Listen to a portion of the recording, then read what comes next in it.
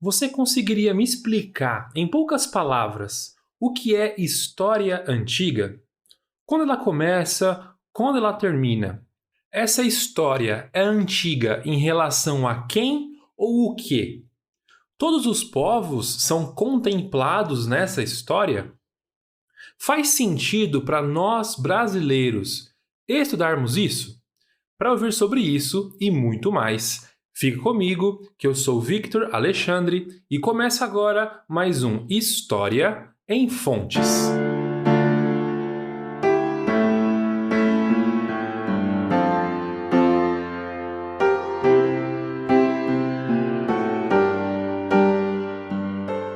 Pessoal, para quem está chegando agora, seja muito bem-vindo.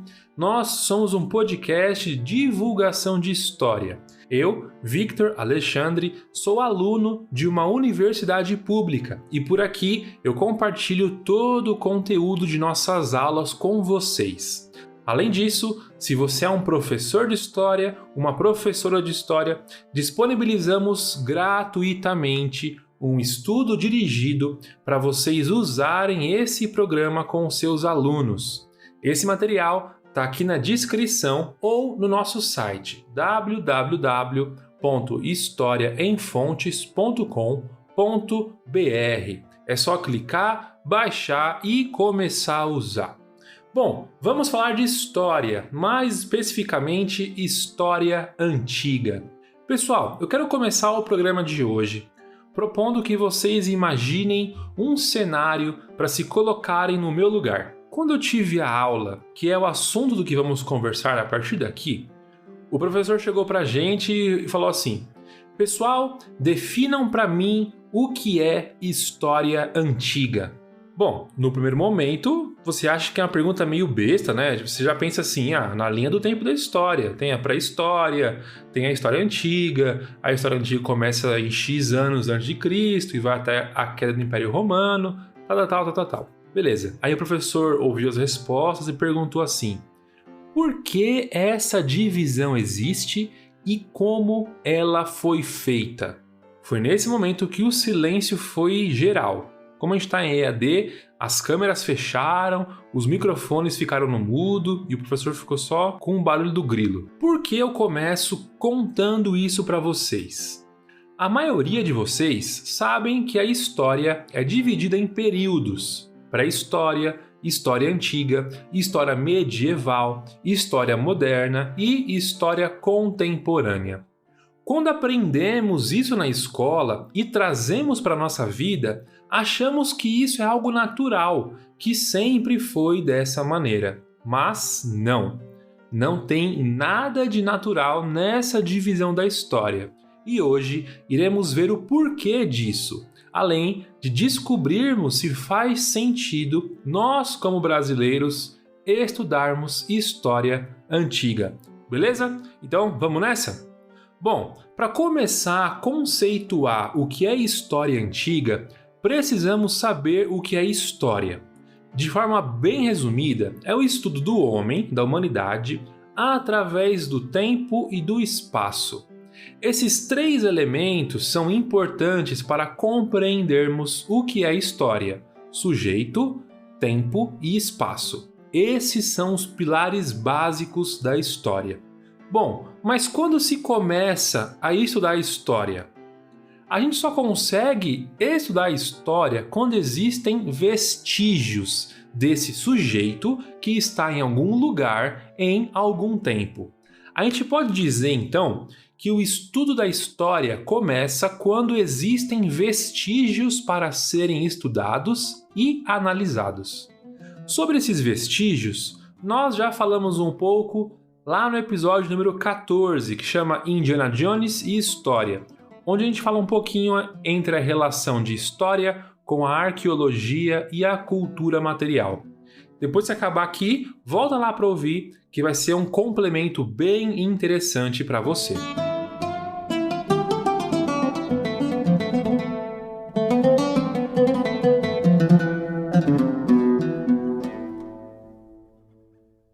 Certo, na introdução do episódio, nós vimos que a história, como campo científico, começa a partir da existência de vestígios do passado, sejam eles quais forem.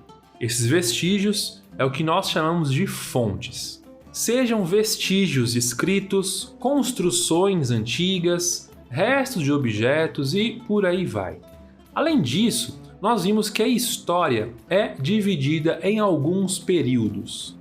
Vamos entender então como essa divisão em períodos começou e como ela se desenvolveu ao longo do tempo. Pessoal, o período do nosso foco de atenção hoje é a história antiga. Mas as pessoas que viveram nesse período não se identificavam, eu sou um morador do lugar X e eu estou na história antiga. Não é assim que funciona, né? Claro que não. O que eu quero dizer com isso é que as nomenclaturas e essas marcações temporais surgiram muito tempo depois que essas pessoas viveram. Para ser mais exato, foi no Renascimento Cultural, lá na Europa, no século XIV, que eles começaram a olhar para si e para a própria história com o objetivo de categorizar esses períodos. Foi a partir do Renascimento que criaram, por exemplo, o termo medieval como algo negativo e a história antiga como clássica e desejável. Sobre esse assunto, de acordo com os historiadores Kalina e Maciel Silva, eles vão falar o seguinte, abre aspas, no Ocidente, desde a revalorização da cultura greco-romana pelo Renascimento, antigo se tornou sinônimo de clássico, de idade do ouro, sendo a antiguidade considerada berço da civilização. Fecha aspas. A partir dessa perspectiva, a gente consegue entender a história antiga como a história dos inícios, mais especificamente como a história das civilizações. Quem fala sobre isso é o professor e historiador Gilberto Francisco, que também é meu professor e eu pretendo fazer uma entrevista com ele muito em breve.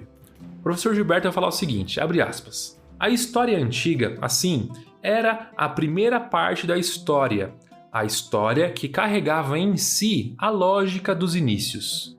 Tratava-se não de uma transição como foi convencionado posteriormente, entre o Neolítico e a Idade do Bronze ou, em termos mais gerais, entre a barbárie e a civilização, mas do começo de tudo, em um contexto em que a organização do tempo tinha sua base inicial nos relatos bíblicos, a partir do que se identificava como princípio há cerca de 4.000 anos antes de Cristo. Portanto, uma narrativa que cobria aproximadamente 6.000 anos de experiência humana. Fecha aspas. Esse, então, é o entendimento sobre a história antiga que se teve sobre a origem das civilizações e quando se referiam à antiguidade clássica. Estavam pensando em Grécia e Roma.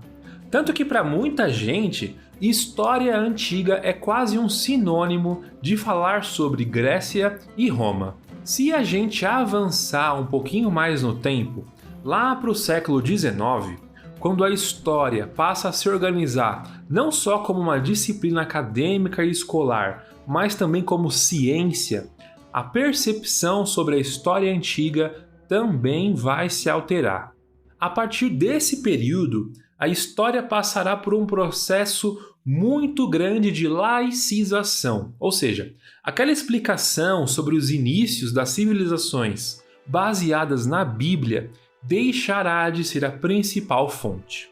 Vai ser então no século XIX que a história antiga será analisada como a história da civilização ocidental, e a partir daqui a civilização será vista como um patrimônio europeu. Mas por que isso? Nesse momento, pessoal, nesse mesmo século, o século XIX, está acontecendo na Europa algo que chamamos de nacionalismo. Esse vai ser um assunto que vamos falar mais para frente.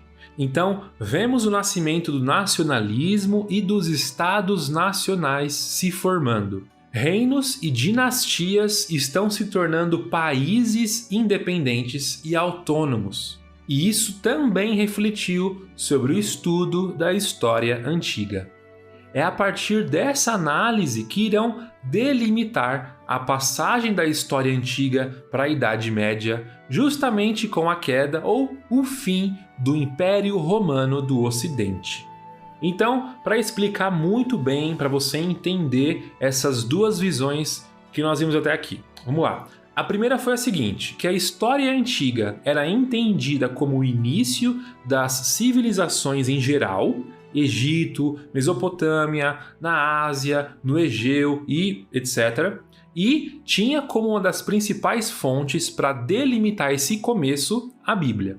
E a segunda visão seria que a história antiga passa a ser entendida como a história da civilização ocidental, da civilização europeia. E o foco principal na Grécia e Roma vem para justificar a organização dos estados nacionais. Bom, e como os historiadores interpretam a história antiga hoje? Será que houve uma mudança a respeito do entendimento sobre esse conceito? Bom, pessoal, vai ser a partir do século XX que irá surgir uma nova escola de análise histórica. Nós já falamos sobre eles lá no programa sobre a Revolução Francesa, que são os análises. Então, se você quiser mais detalhe, ou se você não sabe o que eu estou falando, volta lá para você conferir, beleza? É o programa número 9. Bom, esses historiadores trarão uma nova forma de se fazer história, e isso também vai refletir como olhamos para a história antiga. Eu acho que a principal mudança será em afirmarem que não existe uma história antiga que é universal e uniforme. Então, hoje na história existem muitas pesquisas sobre histórias antigas, no plural, onde os países buscam suas próprias identidades. A partir disso, vem a pergunta: então existe uma história antiga do Brasil?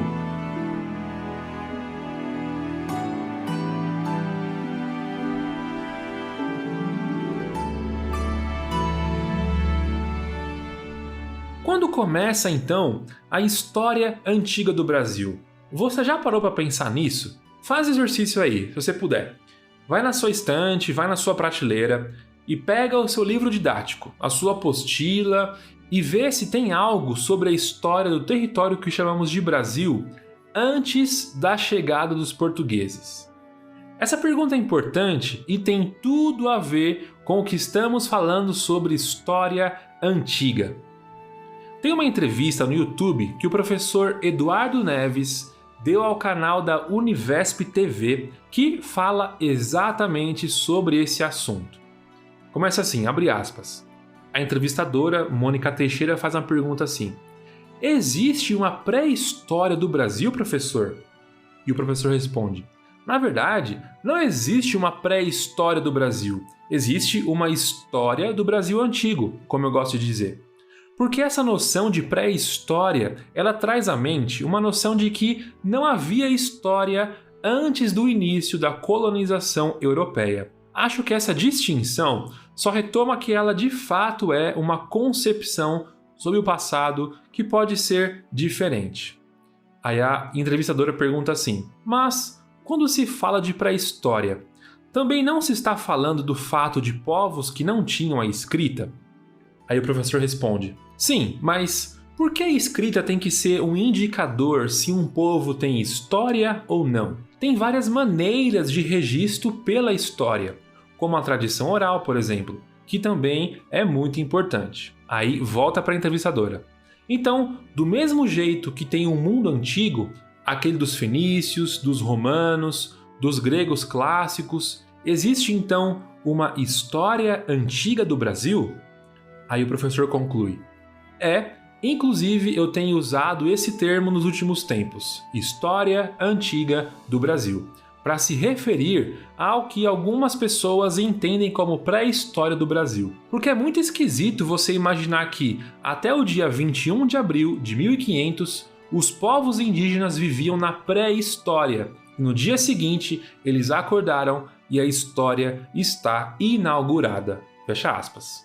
Pessoal, toda essa entrevista é muito interessante, então não deixa de conferir, vai estar aqui na descrição para você assistir ela completa, beleza?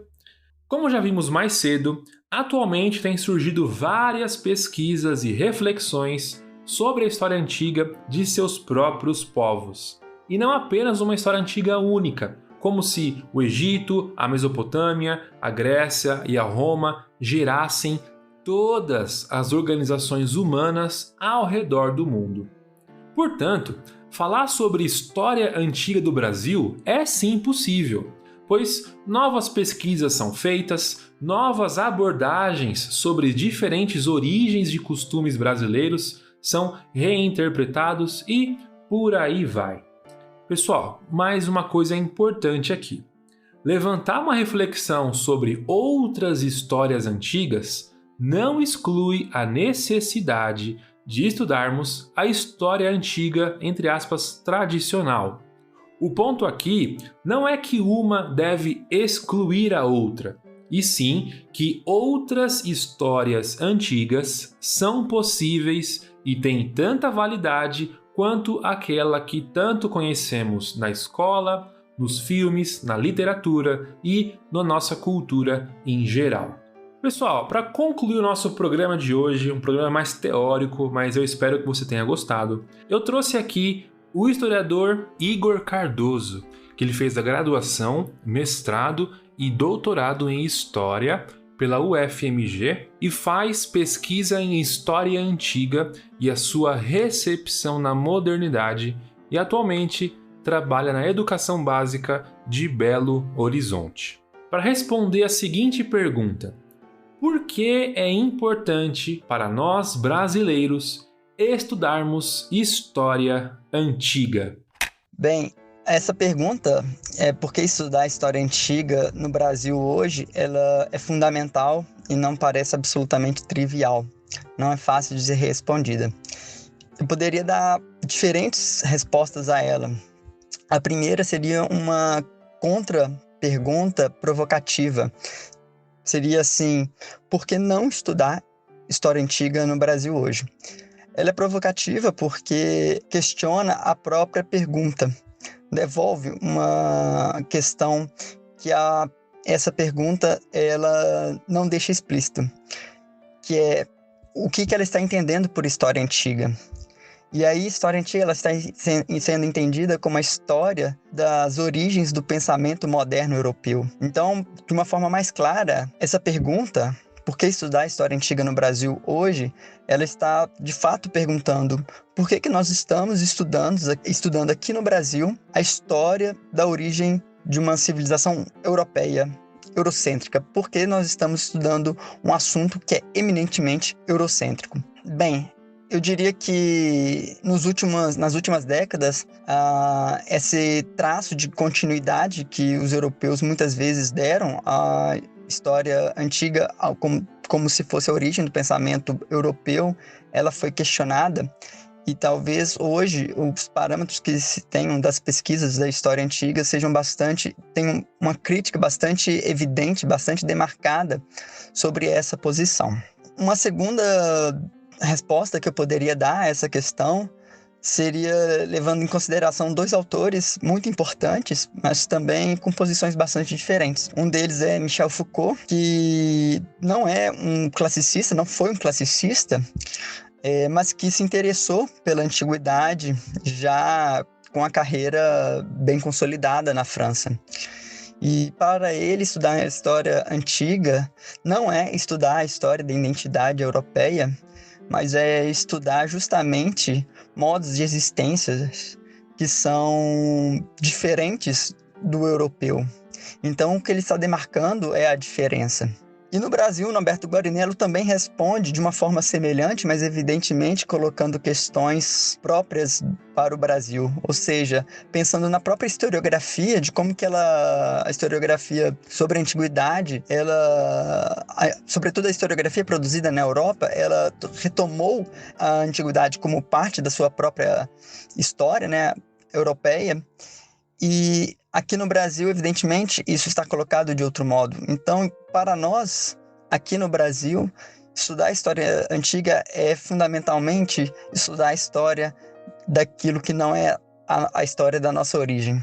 Enfim, inúmeras respostas poderiam ser dadas a essa pergunta, mas eu também poderia responder pensando que estudar a história antiga, pensando no caso dos estudos de recepção da cultura clássica, que tem evidenciado cada vez mais, estudar a história antiga interessa hoje porque é uma história que nos permite um diálogo, porque entender a história antiga permite compreender fenômenos modernos, permite compreender determinados diálogos que sem essa bagagem, sem esse repertório, torna-se, às vezes, até mesmo incompreensível determinado diálogo. Então, de um modo talvez pragmático, eu diria que estudar a história antiga no Brasil nos permite dialogar com uma determinada tradição.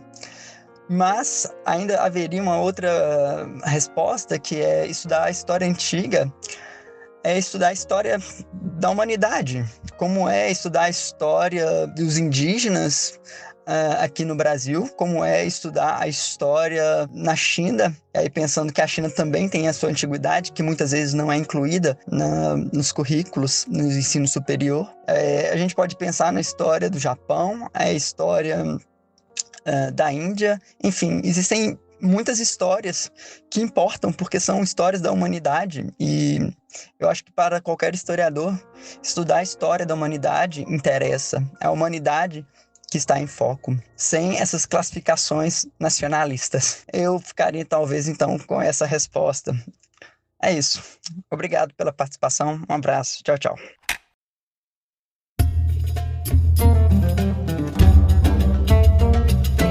Pessoal, pode parecer que estudar sobre um conceito, como a história antiga, não faz muito sentido.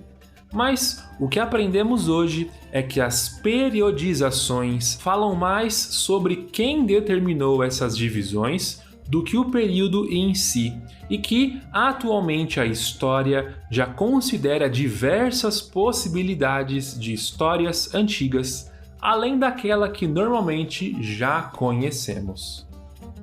Galera, como sempre, todo esse conteúdo é fruto de uma de nossas aulas de história de uma universidade pública. O meu trabalho aqui é compartilhar todo esse conteúdo com vocês. Caso você queira, eu vou te indicar mais um conteúdo sobre esse tema. A primeira indicação da noite é um livro que se chama História Antiga, do historiador Norberto Luiz Guarinello. É um livro da editora Contexto, um livro de introdução ao assunto. Se você gosta, pode ir que você vai ter uma ótima leitura. Linguagem acessível, um livro pequeno, é uma ótima introdução. Bom, como eu trouxe aqui a citação de um professor nosso, o professor Gilberto, ele tem um canal no YouTube especificamente sobre história antiga, chama Canal Colloquium. Eu vou deixar aqui na descrição para você conhecer esse trabalho dele. E um podcast que se chama Colunas de Hércules, que é um podcast focado apenas em história antiga. Então, se esse é o tema que você gosta, se esse é o assunto que mais te interessa na história, siga esse podcast, que com certeza você vai encontrar muito material bom por lá. Eu espero muito que você tenha gostado desse programa. Caso queira, você pode compartilhar esse programa com algum amigo seu ou nas redes sociais. Siga o nosso Instagram, @historiaemfontes, e depois de ouvir, comenta lá o que você achou para a gente continuar essa discussão. Você pode mandar um e-mail para a gente com dúvidas, comentários, reclamações ou quiser expressar sua opinião para contato@historiaemfontes.com.br. Esse roteiro foi escrito e apresentado por Victor Alexandre, a revisão e a produção é feita pela Luana Andrade e a Tassiana Garrido faz a revisão historiográfica e o estudo dirigido. Esse programa contou também com a participação especial do historiador Igor Cardoso, que fez a revisão historiográfica e participou do programa. Muito obrigado por me ouvir até aqui. Nos ouvimos no próximo programa daqui 15 dias. Fiquem em paz. Fui!